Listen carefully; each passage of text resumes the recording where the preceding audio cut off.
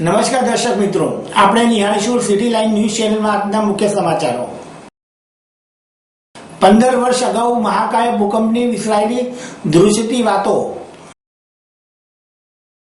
લોકસભાના અધ્યક્ષે રિવરફ્રન્ટ ખાતે સાંસ્કૃતિક કાર્યક્રમ નિહાળ્યો।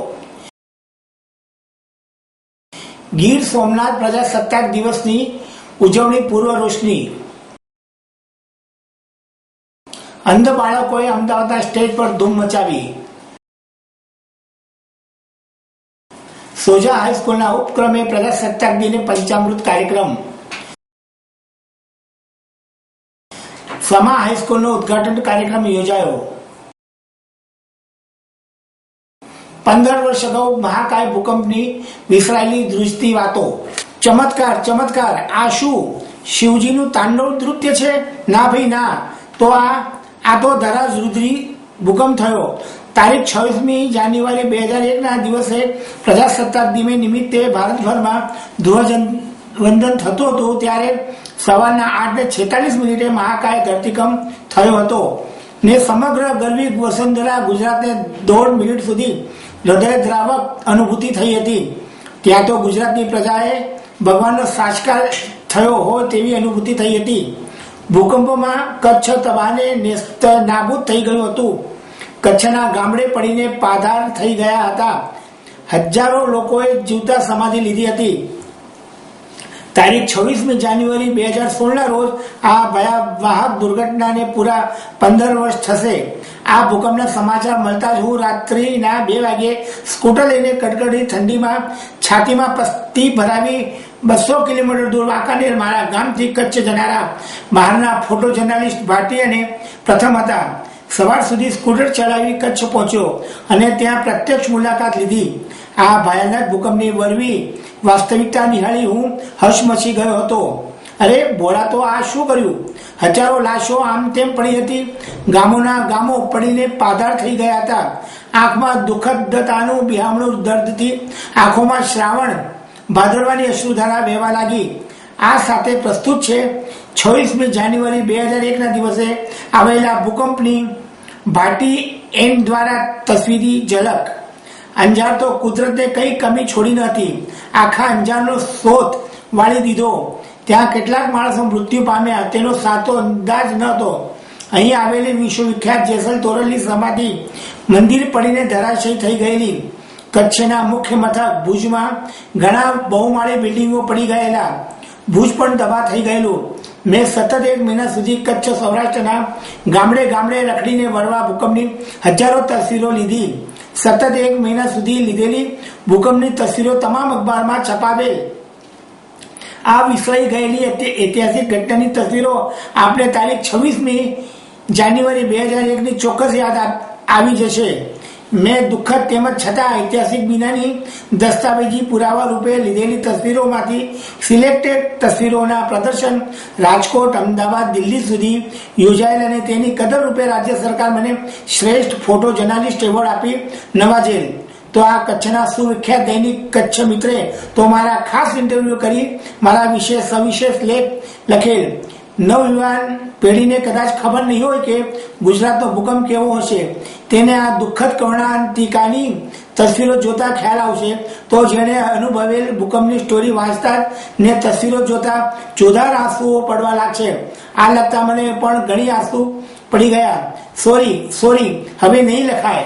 લોકસભાના અધ્યક્ષાએ રિવરફ્રન્ટ ખાતે સાંસ્કૃતિક કાર્યક્રમ નિહાળ્યો।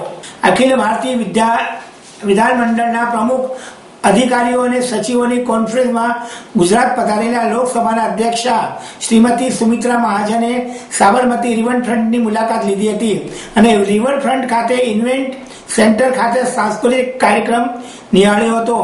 આ પ્રસંગે રાજ્યપાલ શ્રી ઓપી કોહલી, મુખ્યમંત્રી શ્રીમતી આનંદીબેન પટેલ, લોકસભાના ઉપાધ્યક્ષ શ્રી એમ થંબીદુરાઈ, રાજ્યસભાના નાયબ અધ્યક્ષ શ્રી પીજે કુરિયન, કર્ણાટકના રાજ્યપાલ શ્રી વજુભાઈ વાળા, ગુજરાત વિધાનસભા અધ્યક્ષ શ્રી ગણપતસિંહ વસાવા, ઉપાધ્યક્ષ શ્રી આત્મારામભાઈ પરમાર સહિત મંત્રીમંડળના મંત્રીઓ, અમદાવાદના મેયર શ્રી ગૌતમભાઈ શાહ, લોકસભાના સેક્રેટરી જનરલ શ્રી અનુપ મિશ્રા અને રાજ્યસભાના સેક્રેટરી જનરલ શ્રી શમશેર શરીફ, મુખ્ય સચિવ Shri Aloria, municipal commissioner Shri D Thara સહિત વિધાનમંડળના પ્રમુખ અધિકારીઓ ઉપસ્થિત રહ્યા હતા.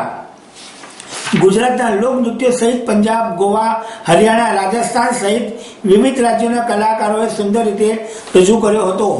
ગીર સોમનાથના પ્રજાસત્તાક દિવસની ઉજવણી પૂરે રોશની.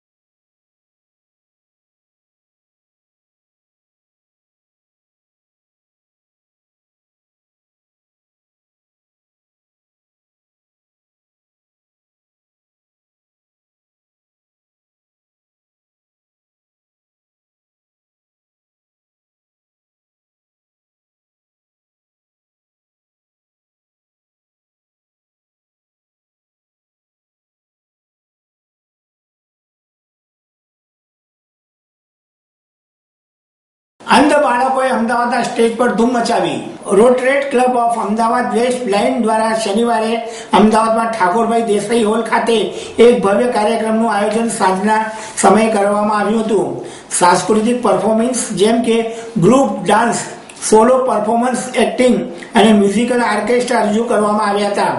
અન્ય સાંસ્કૃતિક કાર્યક્રમો કરતા અલગ અહીંયા આ તમામ કાર્યક્રમ અંધ બાળકોએ રજૂ કર્યા હતા. અંધજન મંડળ અમદાવાદના કેટલાક બાળકોએ ડાન્સમાં ભાગ લીધો હતો. આ જ બાળકોના ગ્રુપે અગાઉ યુએસએમાં યોજાયેલ ડાન્સ કોમ્પિટિશનમાં ગુજરાતનું પ્રતિનિધિત્વ કરેલું છે. અમારી આંખો માટે આ એક સુંદર અદ્ભુત દ્રશ્ય હતું કે જેમાં અનેક નાના અંધ બાળકો સ્ટેજ પર કાર્યક્રમ આપતા હોય છે.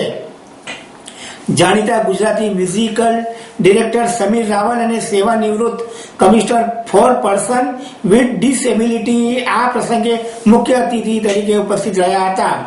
રાહ નામના મ્યુઝિક ઓર્કેસ્ટ્રા દ્વારા પણ આ પ્રસંગે કાર્યક્રમ રજૂ કરવામાં આવ્યો હતો. આ અમદાવાદ સ્થિત ઓર્કેસ્ટ્રામાં 16 અંધ બાળકો સામેલ છે, જેમાં 8 અંધ બાળકોએ ગ્રુપ ડાન્સ રજૂ કર્યો હતો. આ બાળકો દ્વારા સાંસ્કૃતિક કાર્યક્રમ તારીખ 23મી જાન્યુઆરીએ ઠાકોરભાઈ દેસાઈ હોલ લો ગાર્ડન ખાતે યોજાયો હતો. કોડાણા ભાવેશ રણછોડભાઈ, હું ક્લેબ મેમ્બર છું.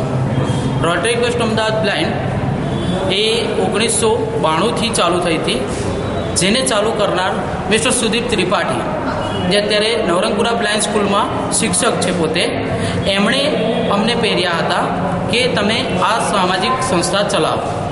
એટલે અમે લોકોએ 2000માં આ સંસ્થાની શરૂઆત કરી અને 2007ની અંદર અમારા બધા ક્લબ મેમ્બરો ભેગા થઈને અમે આ ક્લબ ચાલુ કરી, જે અત્યાર સુધી કાર્યરત છે અને અમારી ક્લબથી અનાથ આશ્રમના પ્રોગ્રામો થાય છે. વિકાસ ગૃહ કન્યા શાળા છે તેની અંદર અમે રક્ષાબંધનના દિવસે રાખડીનો પણ પ્રોગ્રામ કરીએ છીએ. આજના પ્રોગ્રામની શું વિશેષતા છે? આજના પ્રોગ્રામની એ વિશેષતા છે કે કલ્ચરલ નાઇટ કરવા જઈ રહ્યા છીએ, જેમાં અમારું ઓર્કેસ્ટ્રા છે જે રાહ ગ્રુપ, રાહ મ્યુઝિકલ, એ ટોટલી બ્લાઇન્ડ લોકોનું છે અને એ અમને અહીંયા આપવાના છે પોતાનું ઓર્કેસ્ટ્રા. અને અમારા ડાન્સિંગ જે કલાકારો છે એ પણ ટોટલી બ્લાઇન્ડ છે અને ઘણા લો વિઝન પણ છે. એ લોકો ડાન્સ કરવાના છે. 2 વાર ગુજરાત ગવર્મેન્ટે તેમને યુએસમાં પણ પરફોર્મન્સ આપવા માટે મોકલી આપ્યા હતા. હમણાં જઈને આવ્યા છે? હાજી. ક્યારે ગયા હતા લગભગ? લગભગ એ લોકો 2009ની અંદર ગયા હતા અને બીજી વાર 2013ની અંદર જઈને આવ્યા. એ રીતે 2 વાર પરફોર્મન્સ થયું. ત્યાંના લોકોએ પણ તેમને સારી એવી ગિફ્ટો આપી છે. સારા એ લોકોને હાવભાવ મળ્યા હતા એ લોકોની તરફથી. કેટલા બાળકો ભાગ લીધો છે આમાં? કેટલા બાળકો?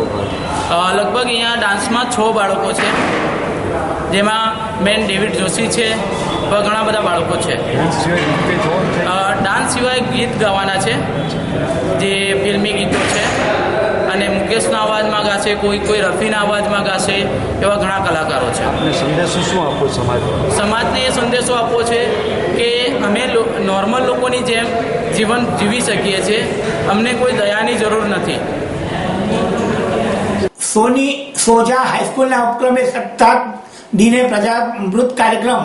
કલોલ તાલુકાની લપ્ત પ્રતિષ્ઠિત શૈક્ષણિક સંસ્થા શેઠ HM સાર્વજનિક હાઈસ્કૂલ સોજાના ઉપક્રમે આગામી 26મી જાન્યુઆરીના રોજ પ્રજાસત્તાક દિને પંચામૃત કાર્યક્રમ આયોજન કરવામાં આવેલ.